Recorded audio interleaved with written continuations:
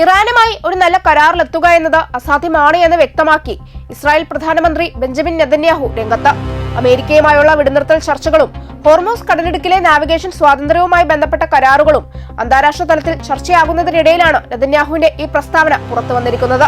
West ബാങ്കിലെ കുടിയേറ്റം അവസാനിപ്പിക്കുന്നതുമായി ബന്ധപ്പെട്ട ഒരു പരിപാടിയിൽ സംസാരിക്കവെയാണ് നെതന്യാഹു ഇക്കാര്യം വ്യക്തമാക്കിയത്.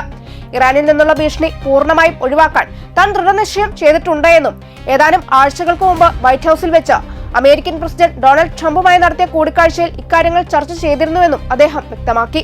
ഇറാനുമായി ഒരു കരാറിലെത്തുക എന്നത് പ്രായോഗികമല്ലെന്ന് താൻ ട്രംപിനോട് വ്യക്തമാക്കിയതായും അദ്ദേഹം കൂട്ടിച്ചേർത്തു.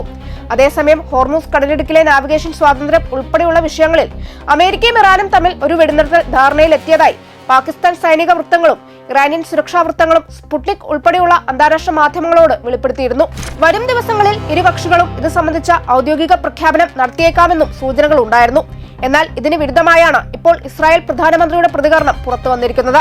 അതേസമയം രണ്ടാമത്തെ ഓപ്ഷൻ ശത്രുത പുനരാരംഭിക്കലാണ് എന്ന് സൂചിപ്പിച്ച നെതന്യാഹു ഇറാനെതിരെ ശക്തമായ നിലപാട് തുടരുമെന്നാണ് വ്യക്തമാക്കിയിരിക്കുന്നത്.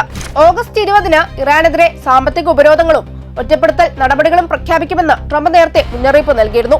അമേരിക്കയുടെ സാമ്പത്തിക സമ്മർദ്ദങ്ങളെ തങ്ങളുടെ എല്ലാ വിഭവങ്ങളും ഉപയോഗിച്ച് പ്രതിരോധിക്കുമെന്നും മാന്യമായ സംഭാഷണമാണ് അമേരിക്കക്ക് മുമ്പിലുള്ള ഏക പോംവഴിയുമെന്നാണ് ഇറാൻ വിദേശകാര്യ മന്ത്രാലയത്തിന്റെ നിലപാട്. അന്താരാഷ്ട്ര വാർത്താ ഏജൻസിയായ സ്പുട്നിക്കാണ് ഈ പ്രധാന വിവരങ്ങൾ റിപ്പോർട്ട് ചെയ്തിരിക്കുന്നത്.